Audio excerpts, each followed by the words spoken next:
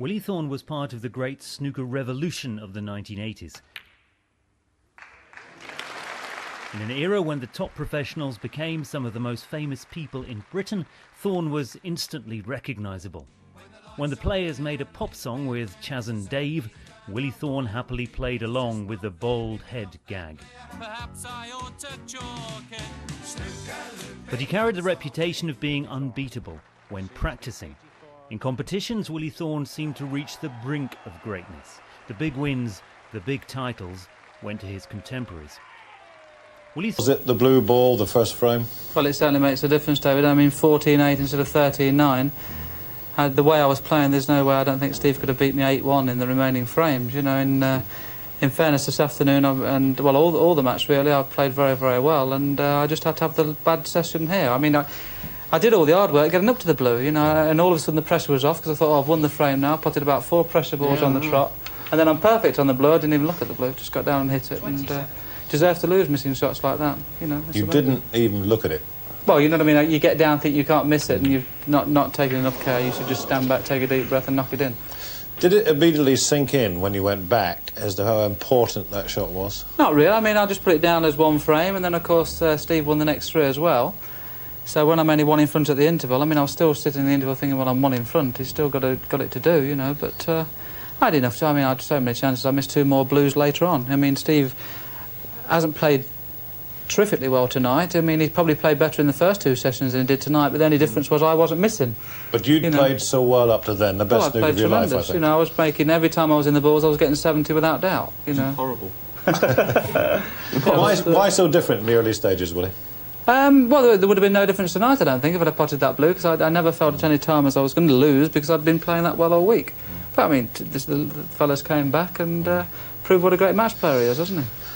Or rather back, there was a time when obviously you were predicted one of the players who was going to be in there with a shout at the World Championships. You were the Rat Pack, the new breed that took over, or were obviously going to be taking over from the likes of Ray Reardon, John Spencer, Alex Higgins. There was yourself, John Virgo, Patsy Fagan, who were bashing it out in the amateur world and winning everything. I think my memory doesn't serve me. I won a lot of amateur tournaments, as did Virgo and Patsy Fagan. Let me quickly talk about my chances of ever winning the World Championship. I always went there from probably 80 to 90, you know, 1980 to 1990, as an outside chance of doing well. Unfortunately, as you know me well, and we've played many, many times, temperament-wise, I was very weak. If I was good, I could beat you, no question.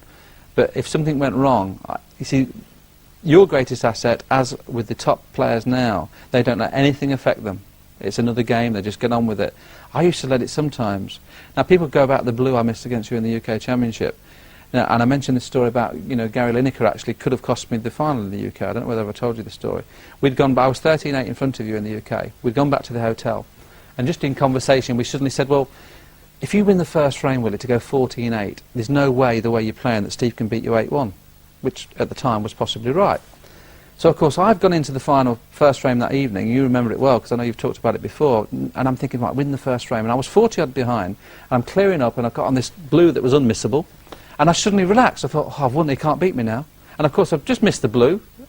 And I've gone back to the chair. And the score is now 13-9. I mean, you've still got to beat me 7-2. Yeah. I've gone back to the chair thinking, I could lose now, I've got to be a bit careful. Now, that is weak mentally. I wasn't strong enough mentally to compete with you. Remained a popular figure in world snooker long after his retirement as a player. His voice on commentary was part of the texture of the BBC's television coverage. When Steve Davis defied time to win a famous match at the 2010 World Championship, Thorne was watching it and describing it. Steve Davis has somehow, and I say somehow, rolled back the years and beat one of the all-time greats. Willie Thorne's flaws were never far from view. His struggles with gambling were well known and widely reported. But throughout it all, Willie Thorne remained one of the most endearing figures from snooker's golden age.